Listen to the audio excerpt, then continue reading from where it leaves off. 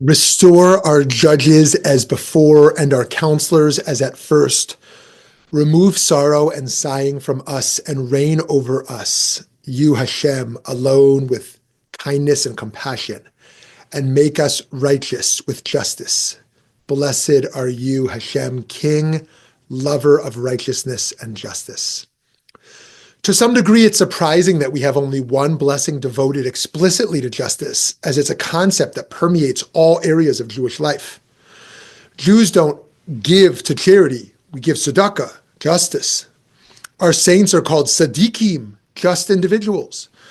When we daven for a restoration of our justices, we're referring to the judges of our legal system, but also to all the aspects that make up a just world.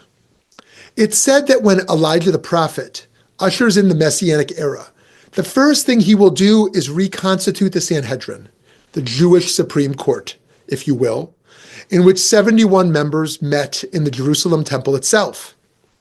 We tend to think of the temple as a priestly domain, and it is, but the very center of Jewish life we see is also the center of justice. Many people, when they think of halakha, think of ritual, but so much of Torah is about justice. With justice comes geula, redemption, and part of redemption is having a just world, which requires systems of justice. And so when we ask God to restore our judges, we have a sense that there exists an ideal state of justice. And we know we're not there right now. We're all too familiar with the sorrow, pain, and suffering in the world. And our only way through is to seek to make our way back to a society of justice. This notion of judges and counselors indicates that God won't lead us through one person only. It will take many wise people, judges and teachers and sages. Then in the second half of the blessing, we take it even further, praying that God, God's self, should reign over us with loving kindness, compassion, and righteousness. The blessing implicitly tells us that when we as leaders are struggling, we need to seek to embody the traits of godly leadership. It's an exhortation to live out the commandment in Leviticus. You shall not render an unfair decision. Do not favor the poor or show deference to the rich. Judge your kinsmen fairly. According to the Vilna Gaon, the Gra, sorrow in this blessing refers to physical, external pain, such as hunger or illness. And sighing refers to internal distress, such as fear, sadness, and anxiety. We see that justice is both communal and personal, and that we need to create a world that nurtures both aspects.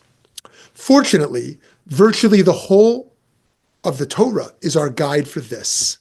In the book of Deuteronomy, Parshat Shoftim begins, "You shall appoint magistrates and officials for your tribes, in all the settlements that the Lord your God is giving you, and they shall govern the people with due justice." Establishing courts of justice is even one of the categories of Noahide laws, meaning it's a commandment not just for Jews, but for all people. By being tasked with establishing a just world, we're forced to think critically about our society, our ethics, and the balance between human empowerment and dependence on God's compassion. This, of course, is an enormous responsibility. Just as justice is our way of making God's will known in the world, our failures to establish justice are among the biggest blemishes on our species. A judge corrupting themselves, for example, by taking bribes, is an enormous violation of the trust that God gives us. The Talmud teaches us in Shabbat 139a. It was taught in a Breita that Rabbi Yossi ben Elisha says, "If you see a generation that many troubles are befalling it, go and examine the judges of Israel. Perhaps their sins are the cause, as any calamity that comes to the world comes due to the judges of Israel acting corruptly.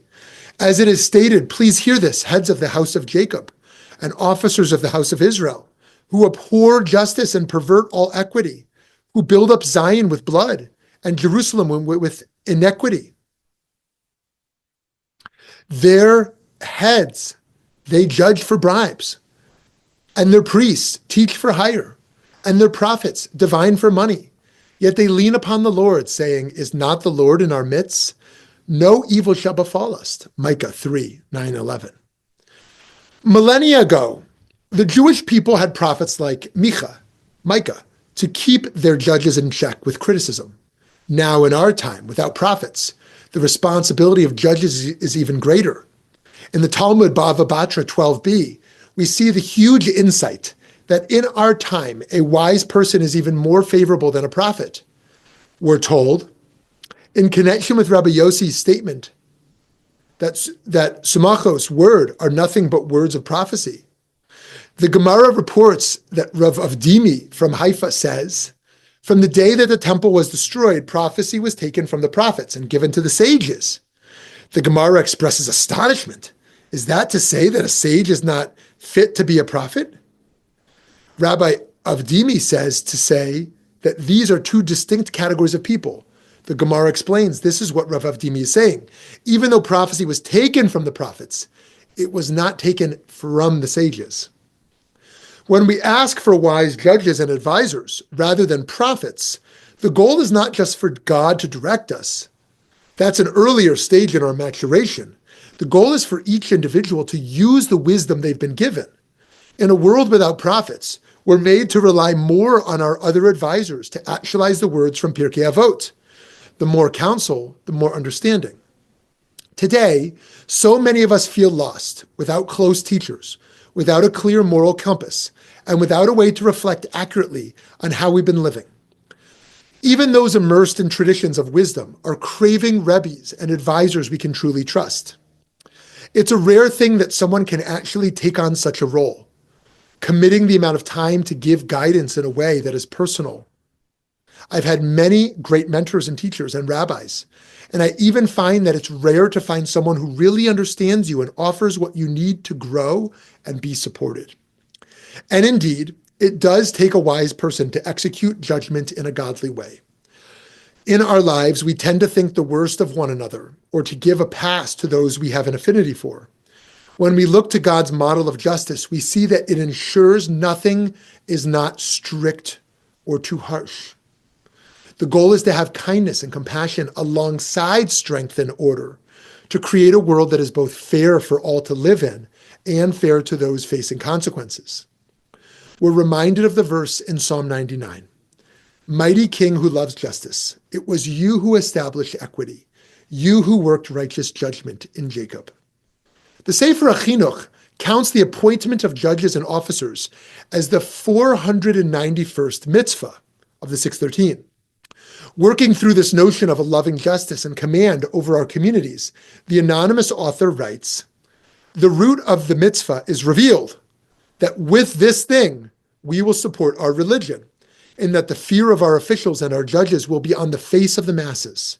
And from their being accustomed to the good and the straight, because of fear, the people will teach their natures to do justice and righteousness out of love, in their recognizing the true path. And it is like the sages say, that much habit is what is behind nature, meaning to say that just like nature constrains a man to what it wants, so too does a strong habit repeat itself, like a persistent nature that constrains him to always go in the way of the habit. And in the people going in the paths of integrity and faith and choosing the good will cling to them and God will rejoice in his creatures. Similarly, the Talmud in Sanhedrin 6b upholds King David as a leader whose sense of justice was thoroughly infused with compassion. We're taught, with regard to David, it says, and David executed justice and charity to all his people. Second book of Samuel 8:15. And it's not that wherever there is strict justice, there's no charity, and wherever there's charity, there's no strict justice. Rather, which is the justice that has within it charity? You must say, this is mediation. When saying the blessing for justice, we might be thinking it's great that we want wise judges and advisors, but most of us are neither of these, at least not in an official capacity. So what's the call for us? The tradition reminds us, however, that justice goes beyond the judicial.